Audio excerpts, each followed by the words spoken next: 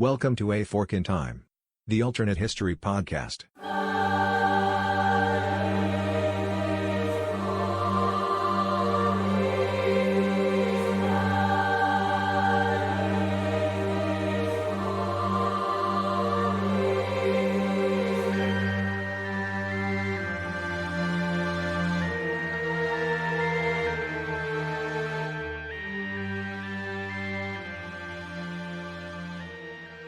Welcome back to A Fork in Time, the alternate history podcast. Don sitting in the host chair today. We've pulled up here into early December of 2020. And so as we are sort of into the holiday season now, I thought it would be a good time for us to sort of do an episode where we took care of a couple of, if you will, housekeeping items, also keeping things light. As we know, a lot of our listeners are going to be busy doing other things and may not have time to even pick up a full episode right now. But we have a couple of announcements and a couple of things that I think are relevant. And so today we won't actually be exploring a particular what-if topic, but we will be talking about what's going on with the show. And we have some exciting things to announce and some exciting things to sort of relate. And so we'll begin to do that here right after this break from some of the folks that help make the podcast possible. Be back in a minute.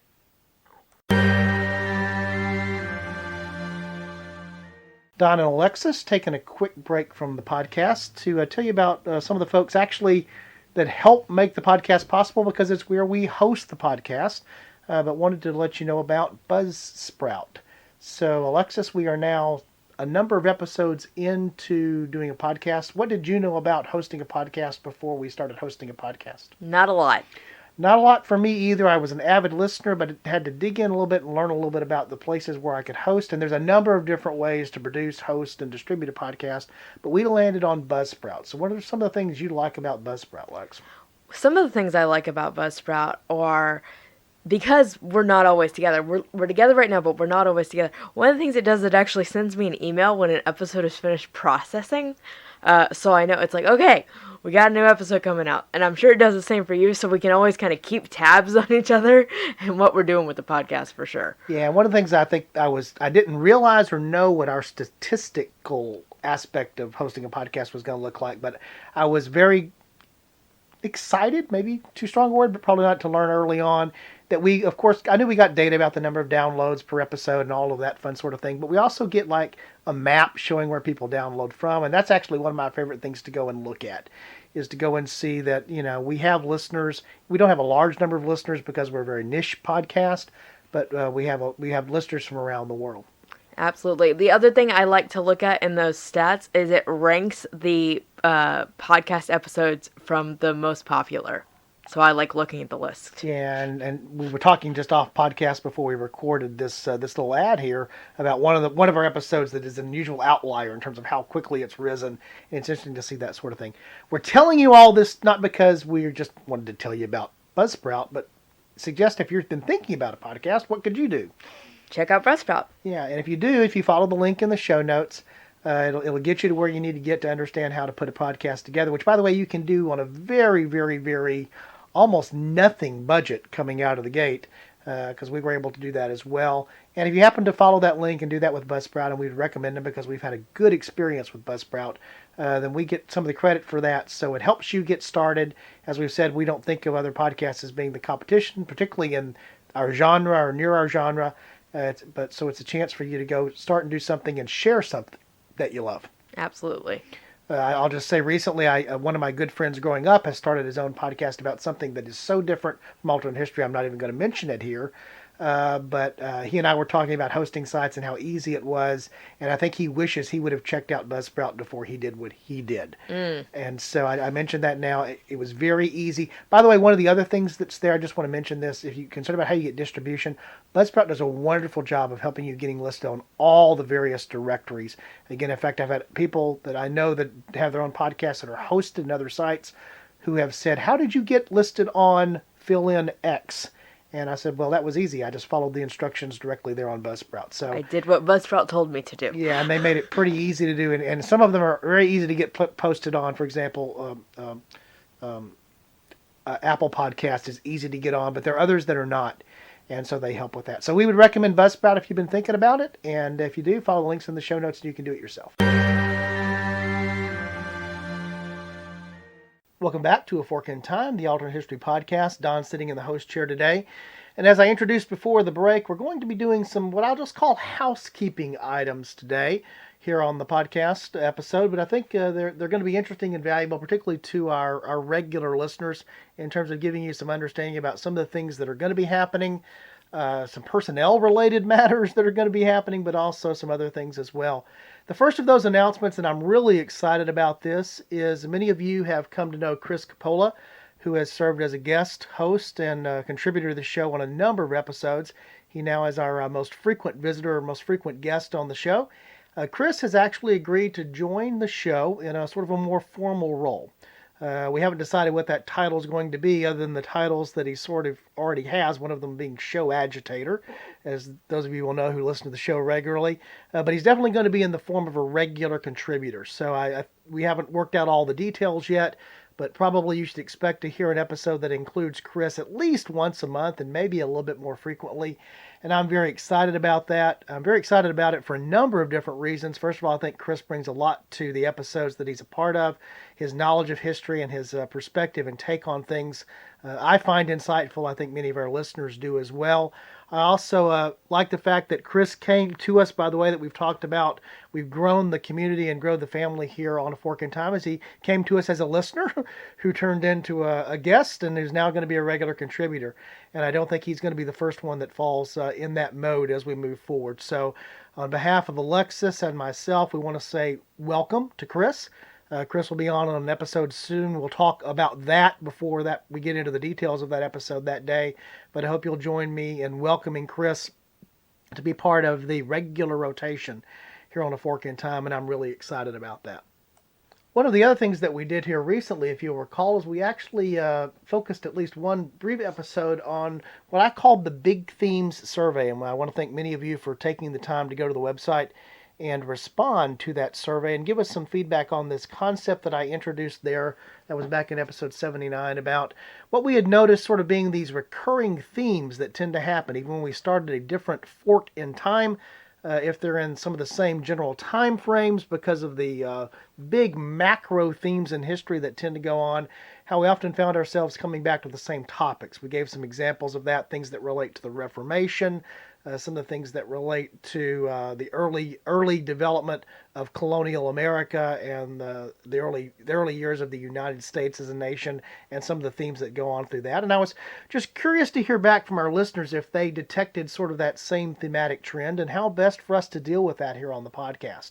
Because while we do start from different specific events and different forks in time, we would often end up covering what seemed like some of the same topics, even if they were being covered from a slightly different perspective. And the overwhelming theme from our respondents was not unanticipated. It did indicate that others believe that there are these big thematic themes, a duplicative statement there, but that they do exist in history. And so the question was how best for us to deal with them. And we got a mixed response on that. Most of our respondents actually said they would prefer that we continue to use the existing format where we focus on a specific fork in time, even if some of those episodes end up exploring some of the same topics because of the time frame or the similar results that can happen from that result because of what's going on in the big themes in history at that time. And so we'll do that. But several of our respondents also said they like the ideas of us occasionally taking sort of a thematic approach to that. And so we're going to mix and match those two formats a little bit as we move forward, particularly into 2021. For the most part, the show each week will look like what you're accustomed to seeing, which is us launching off on a particular fork in time from a particular moment or particular event. That's sort of what the whole concept of the show was about from the beginning. But we may mix in the occasional, once a quarter, once every couple of months, sort of thematic show that talks about maybe a range of forks, 5, 6, 7, or 8 different forks that may all be inside of a particular theme, but seem to share that common theme. So we took the feedback to sort of indicate that most of our listeners want us to keep doing what we've been doing, so we will do that, but we will mix it up a little bit from time to time with the other concept, perhaps throwing in a thematic episode here or there. Now, we may also do something that we've done a couple of times in the past. Hurricane history here in 2020, back in June, was one example of that, where we may take a theme and look at particular forks over the course of 2, 3, 4, maybe as much as a whole month of episodes, where we look at different forks throughout history that do share that common theme. And that does sort of tie back to the other part of our survey, which was getting feedback from our listeners on what they thought those big events in history were. And we asked that question a couple of different ways. One of the ways were to ask our listeners to rank sort of from 1 to 5 in terms of what they thought the big events in history were. And it should be no surprise that there was a good deal of overlap inside of that, but also still quite a bit of diversity from the respondents.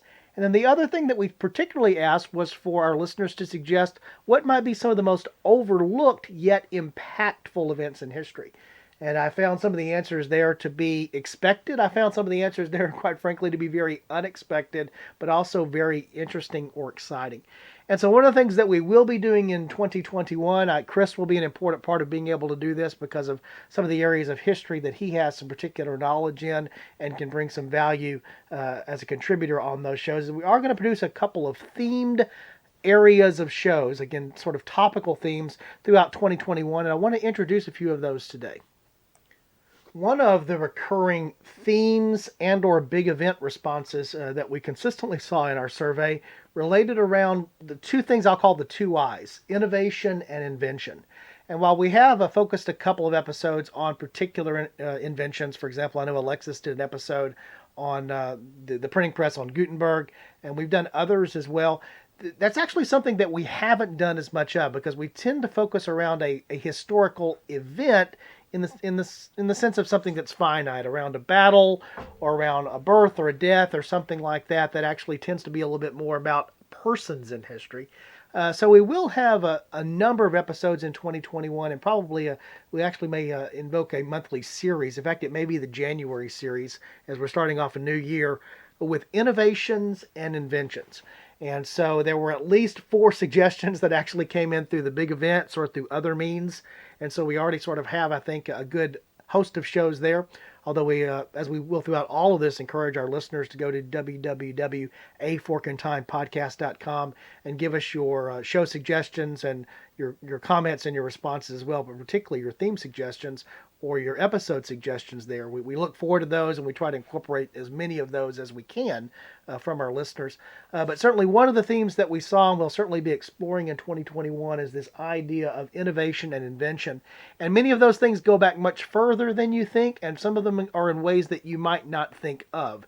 It's not necessarily the invention of a particular singular technology per se that's at play, but it could be something else as well. One of the other recurring themes in terms of, I know, an area that we haven't explored as much as we could or should or will relates to, I'll generally call it Asian history, particularly Asia Pacific, but more specifically around Chinese history. And so we probably will also do, not perhaps maybe a whole month, or we may not cluster those episodes, but we're definitely going to be more focused in 2021 on some of the big events in Chinese history in terms of how they affect just that region, which is quite substantial. Again, the most populous nation on Earth today, but also how they affect world history as an entire flow.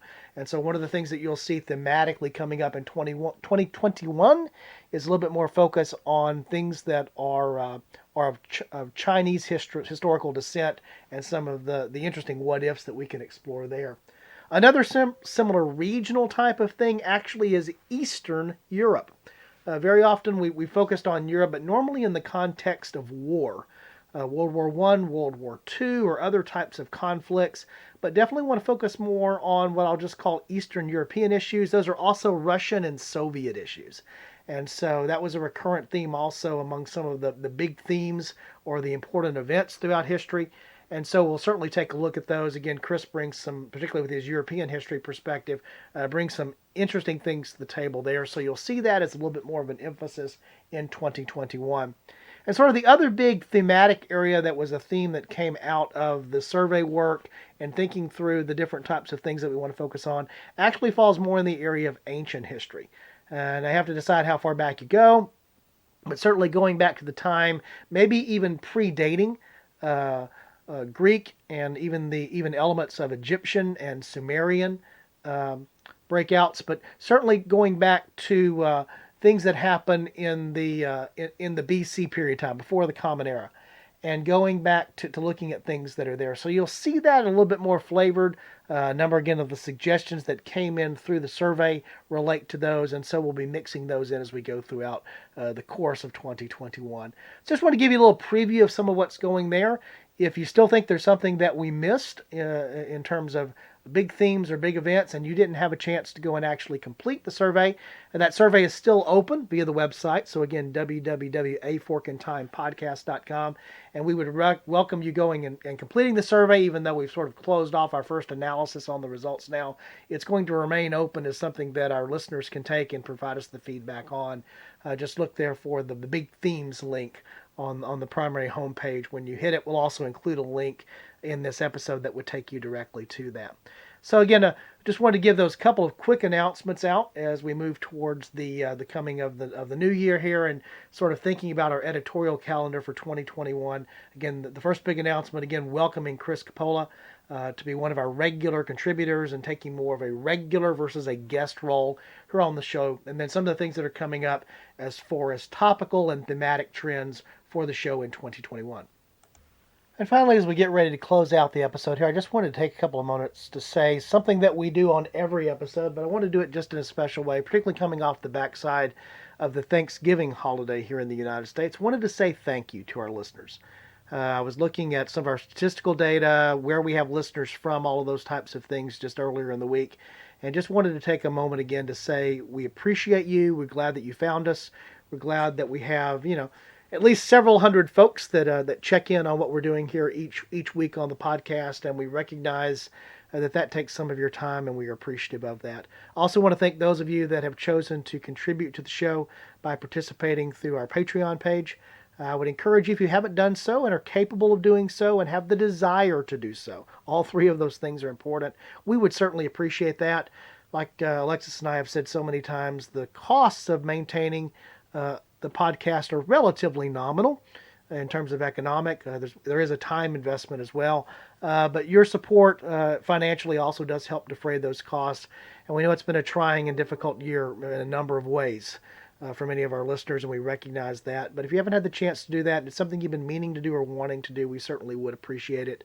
It's an easy thing to do there on the Patreon page. You can find us at Patreon looking for A Fork in Time, or there's always a link in the show notes and certainly on our website. Last time to plug the website, www.aforkandtimepodcast.com. My other final request in terms of a way that you can help us, because there's ways that you can do that certainly beyond financially, is to help spread the word about the show. So I would encourage you to use social media. We have the links there to our Facebook page. We have the links to our Twitter, the other ways that we actually spread the word out. One of the things I do want to mention is we actually have started posting. Granted, they are only in an audio fashion, but we have started putting the audio from episodes, I guess for about the last 4 to 5 episodes, are now on YouTube. We know that it's not necessarily the ideal format for that platform. YouTube is a video platform, and much better plays as a video platform, but I also know for a number of folks it would just be easier for them to access or listen to the episodes there on YouTube. So just be aware that A Fork in Time, still in its audio-only format, does appear with the release of each episode on our YouTube channel. And so that's another place that you can get access to the podcast. So you can look for us there by doing a search on YouTube, or the links that are there also on the website as well. Just trying to get the word out as well. So if you know somebody who you think might be interested, tell them about the podcast. Give them the gift of A Fork in Time for this holiday season, and it won't cost you anything. And so we would appreciate if you would do that and just spread the word. But again, most importantly, we thank you for your time and your attention. We'll be back next week with a regularly formatted, talking about some type of change in history approach, a what-if episode that looks like the A Fork in Time that you've come to know and hopefully have come to love. We'll be back with an episode that fits that mold next week. Until then, I ask you to be safe and take care. Talk to you soon.